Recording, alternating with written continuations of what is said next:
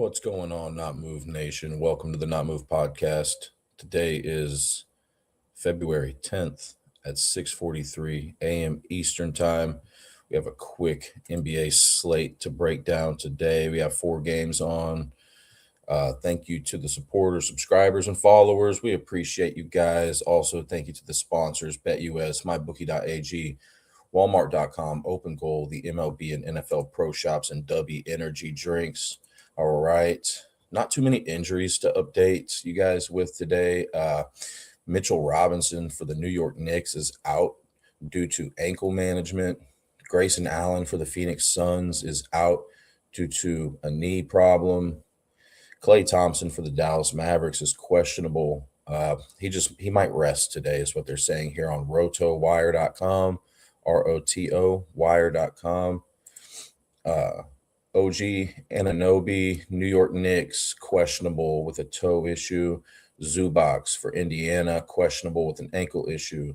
Neesmith for Indiana, questionable with a hand issue. And TJ McConnell for Indiana, questionable with a hamstring issue. I know Doncic was out yesterday for the Lakers, so let's see if he suits up today. But other than that, that looks like about it. Obviously, some more injuries could come out later on in the day, so I would keep up to date with that. The first game we'll break down here is the Indiana Pacers and New York Knicks. Indiana's on a 4-game losing streak. Knicks are on a 1-game win streak. Neither of these teams played yesterday. The Knicks have won 2 regular season games in a row against Indiana.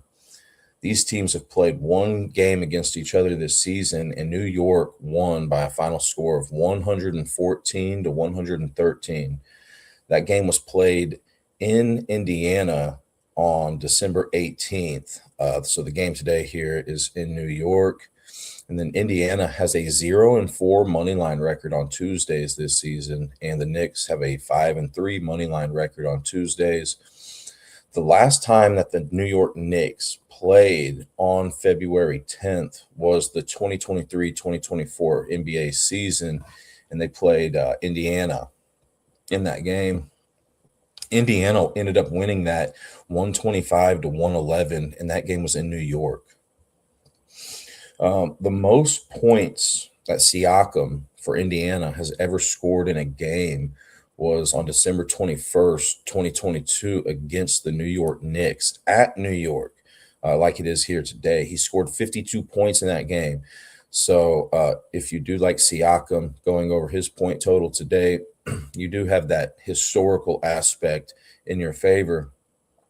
Also, Siakam has a 14-7 career record against Karl Anthony Towns. Against the spread trends, I looked at 3 different trends in this game, and New York has the advantage in all 3 against the spread trends.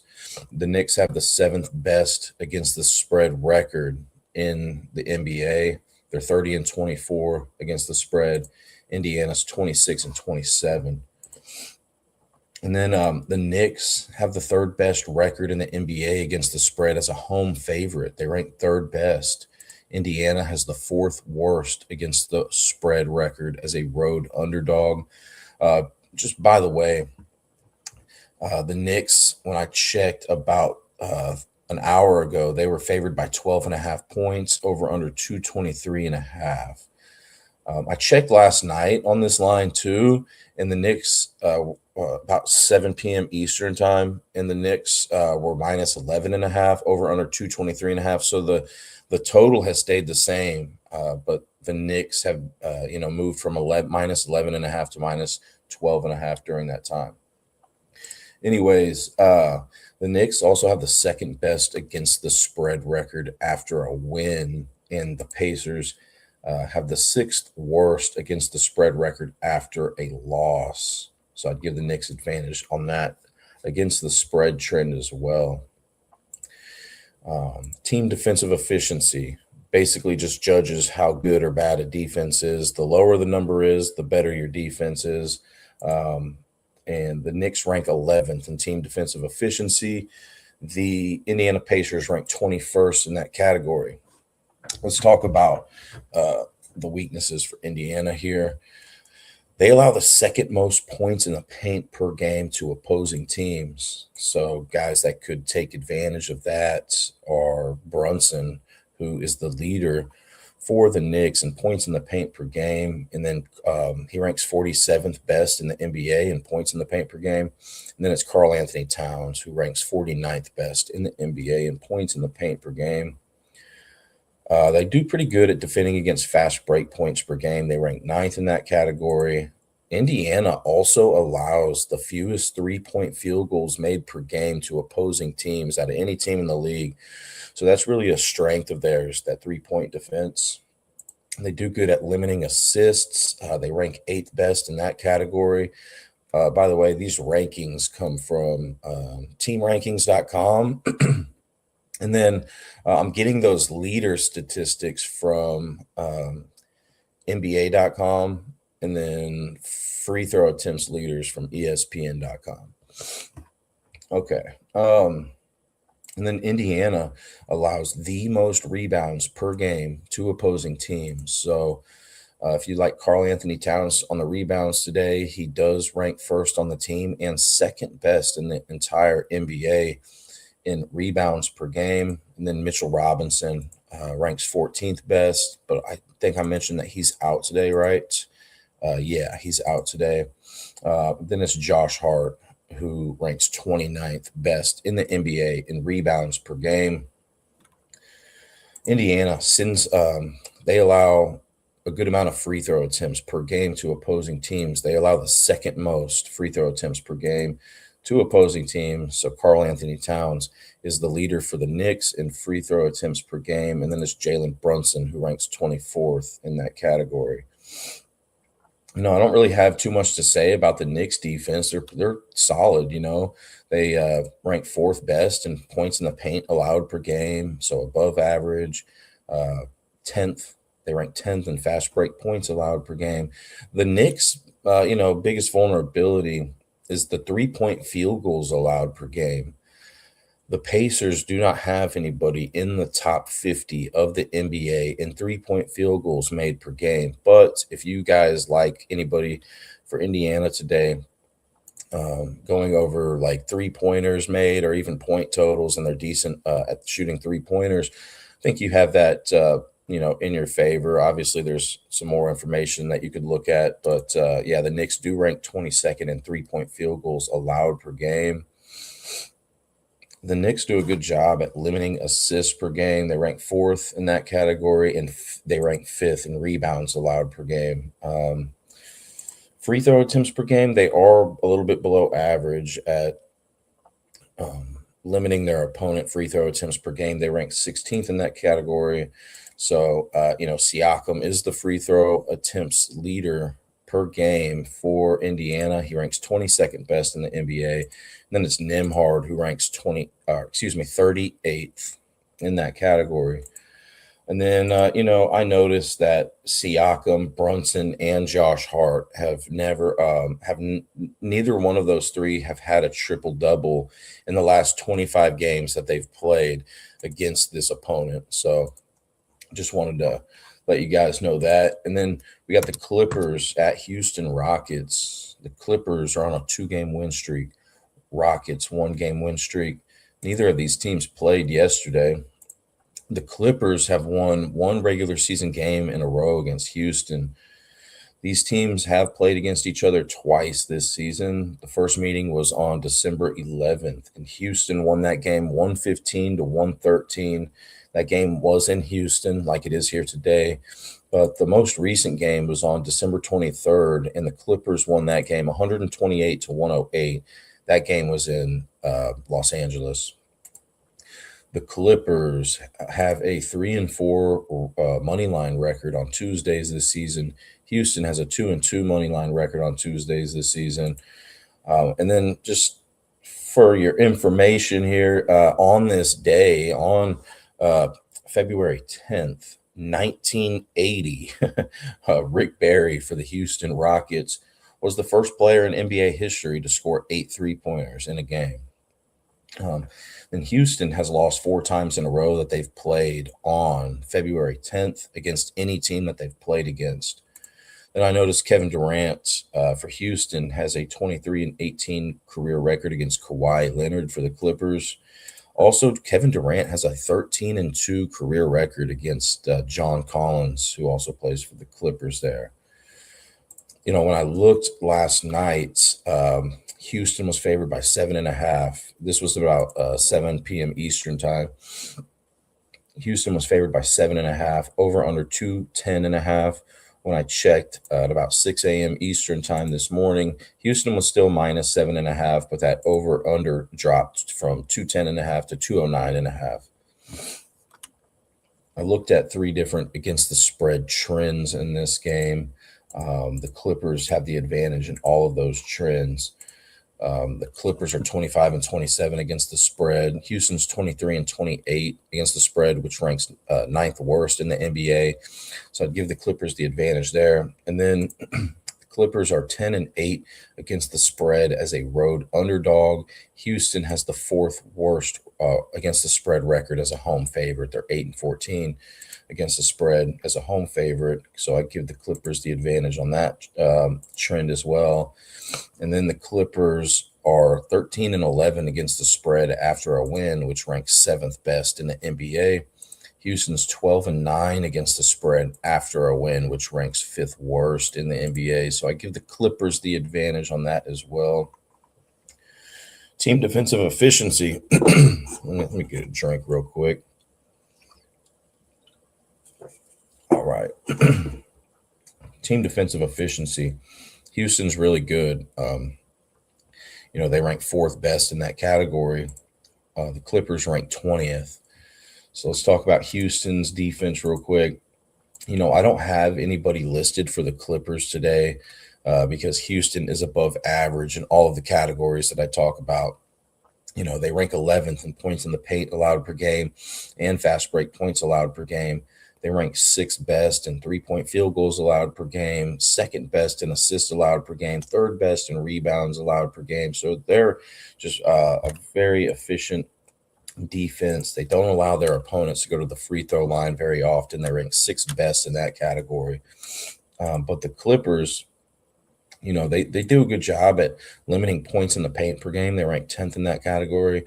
But their two biggest flaws are going to be fast break points allowed per game and three-point field goals allowed per game. The Clippers rank 21st in fast break points allowed per game. So I think Amen Thompson could take advantage of that today, possibly. He is the leader for Houston in fast break points per game and ranks 39th best in the NBA in that category. And then the Clippers rank 18th in three-point field goals allowed per game to opposing teams, which is slightly below average. So I think, on paper, Reed Shepherd, who ranks 42nd best in the NBA and first for the Houston Rockets in three-point field goals made per game, could take advantage of that. Kevin Durant is next man up. He ranks 44th best in the NBA in three-point field goals made per game. And then Jabari Smith Jr., who ranks 46th in that category. I'll just go ahead and mention that the Clippers rank 10th in assists allowed per game to opposing teams, fourth best in rebounds allowed per game to opposing teams. So overall, just really good defense there. Oh no, not for Houston, good defense there, but still good job for the Clippers right there, limiting those assists per game and rebounds per game. Anyways, Şengün, the projected starting center for Houston today, has had a triple-double in 2 out of 14 career games against the Clippers. Amen Thompson has had a triple-double in 1 out of 7 career games against the Clippers. And then Kawhi Leonard has not had a triple-double in his last 25 games against Houston. Third game, we have Dallas Mavericks at Phoenix Suns. Dallas is on a 7-game losing streak. Phoenix, 2-game losing streak. Today is Max Christie's birthday, which is the projected starting shooting guard for the Dallas Mavericks. Neither of these teams played yesterday, and Phoenix has won 2 games in a row, 2 regular season games in a row against the Mavericks. They've also won the last 4 out of 5 regular season games against the Mavericks. These teams played against each other one time this season, which was on November 12th. That game was at Dallas. The one today is at Phoenix. But Phoenix won that game at Dallas by a final score of 123 to 114. And then Dallas has a 2-1 money line record on Tuesdays this season, and Phoenix has a 5-2 money line record on Tuesdays this season. Devin Booker, the projected starting shooting guard for the Phoenix Suns, has a 7-2 career record against PJ Washington, who's the projected power forward there for Dallas. And then Devin Booker also has an 8-1 career record against the projected starting center for the Dallas Mavericks today, Daniel Gafford. Then I noticed Dillon Brooks, the projected starting small forward for the Phoenix Suns, has an 11-3 career record against PJ Washington, who's projected to be that starting power forward today for Dallas. When I checked last night at about 8:30 p.m. Eastern time, the Suns were favored by 7.5 points, over under 226.5. When I checked earlier this morning, Phoenix was still minus 7.5, over under 227.5. So that total went up a point since then. I looked at 3 different against the spread trends here. Phoenix has all of those advantages. Phoenix is the best team against the spread this season, and Dallas has the 7th worst record against the spread this season. So Phoenix has the advantage there. Phoenix also has the 7th best against the spread record as a home favorite this season, and Dallas has the 5th worst record against the spread as a road underdog. I may have just misspoke. 5th worst. Dallas has the 5th worst against the spread record as a road underdog. So Phoenix advantage there. And then, Phoenix, after a loss, they lost their last 2 games. But after a loss, they have the 5th best record against the spread in the NBA, 14-7. And then Dallas is 15-7 against the spread after a loss. Team defensive efficiency. Both of these teams are above average in team defensive efficiency. Phoenix ranks 8th in that category. Dallas ranks 12th. So let's talk about Phoenix's defense real quick. They do a good job at limiting all those categories that I normally talk about as well. They rank 9th best in points in the paint allowed per game, 5th in fast break points allowed per game, 4th in 3-point field goals allowed per game, 5th in assists allowed per game. Their biggest vulnerability really are 2 different things here. I'd say the biggest vulnerability in regards to where they rank compared to other teams is going to be opponent free throws allowed per game. They rank 20th in that category, so slightly below average. Cooper Flagg is the leader for the Mavericks in free throw attempts per game, 34th best in the NBA.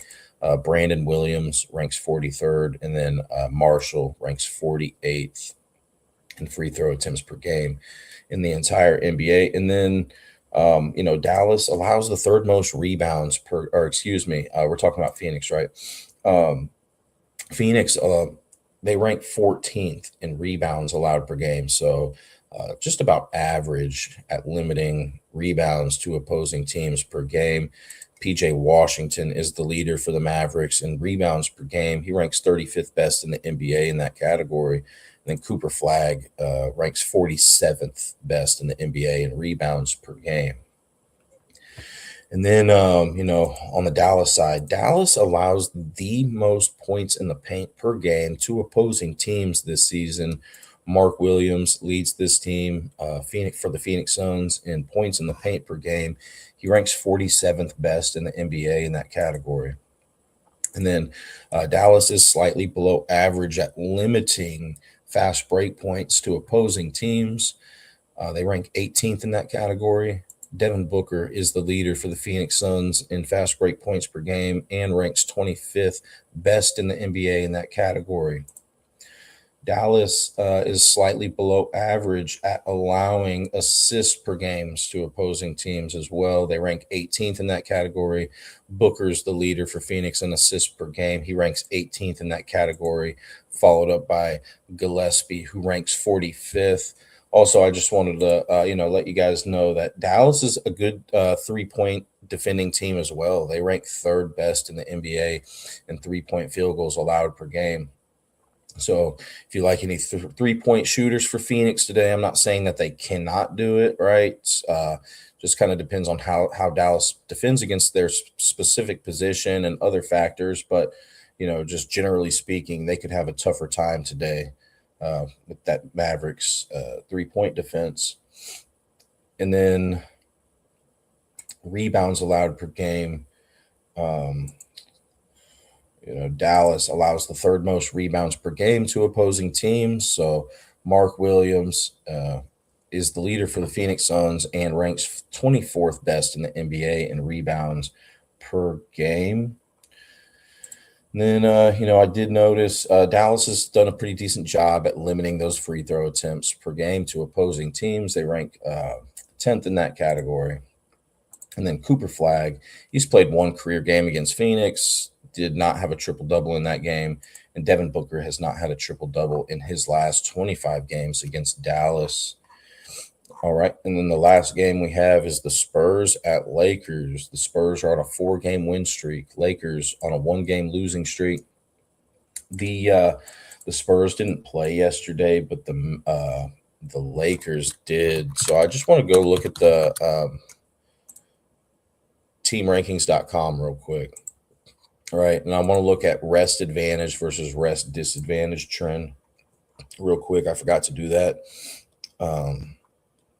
So the Spurs have rest advantage, right? They're 6-12 against the spread with rest advantage. And then the Lakers with rest disadvantage have the third best record in the NBA. They're 7-2 with rest advantage. All right. The Spurs have won 2 regular season games in a row against the Lakers. And these teams have played against each other 3 times this season. The Spurs have won 2 out of 3 of those games. The first game was on November 5th, which was played in Los Angeles like it is here today. And the Lakers won that game by 2 points by a final score of 118-116. And then the second game was on December 10th, which was in Los Angeles as well. The Spurs won that game 132-119. But the most recent game was on January 7th. And that game was in San Antonio. The Spurs won that 107-91. The Spurs have a 3-4 money line record on Tuesdays this season, and the Lakers have a 6-3 money line record on Tuesdays this season.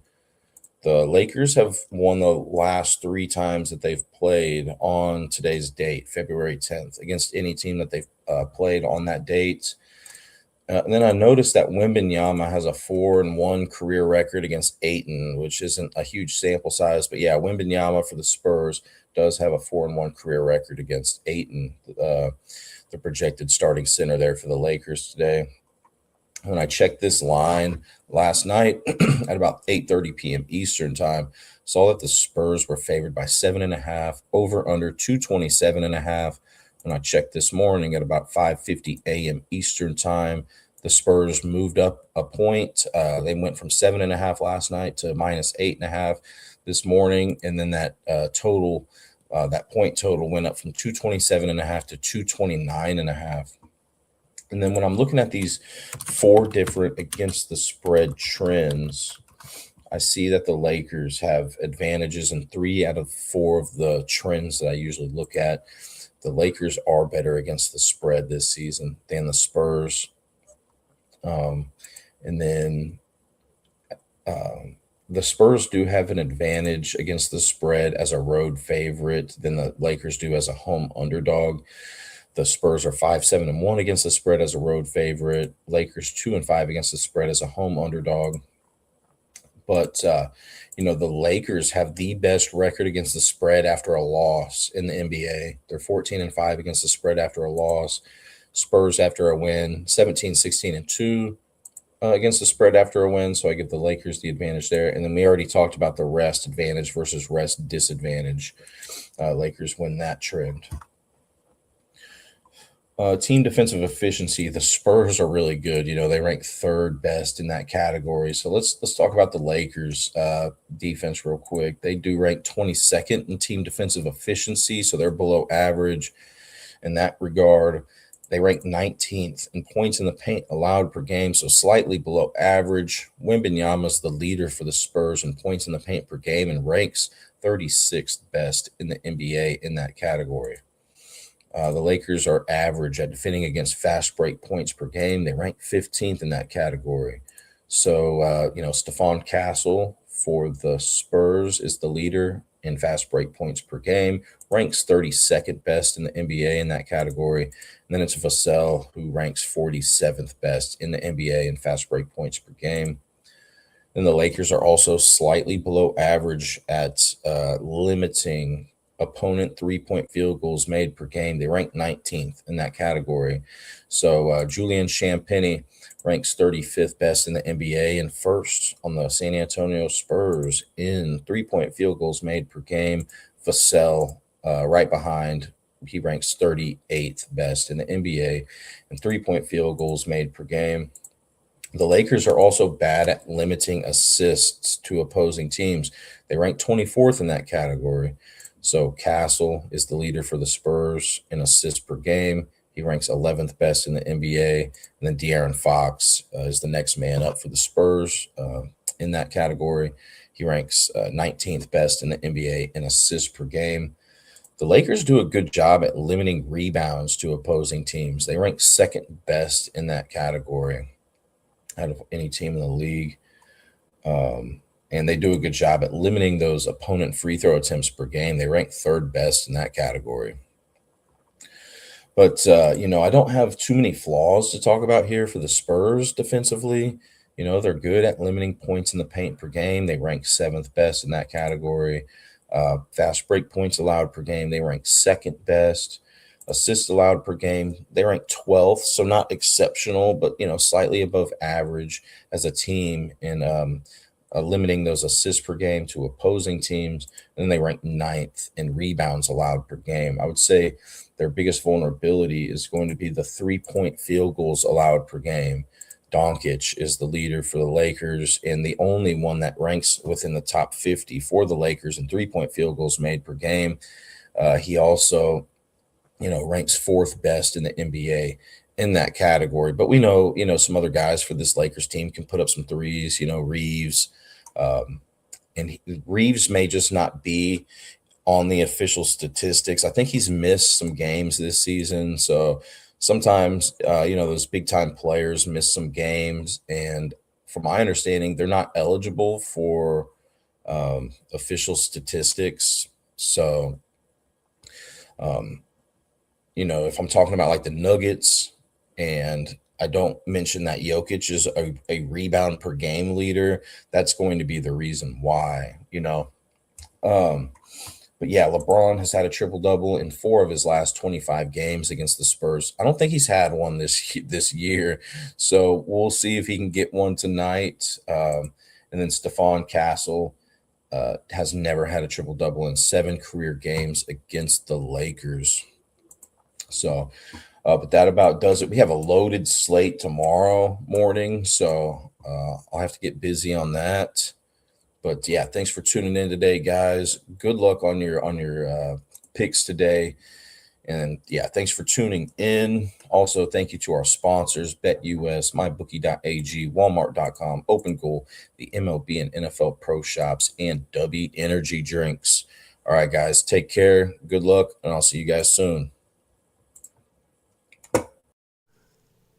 This non-casual podcast may not be reproduced, retransmitted, or reused without the authorized written consent of the Not Move Podcast Network. Thank you, and we hope you enjoyed today's broadcast.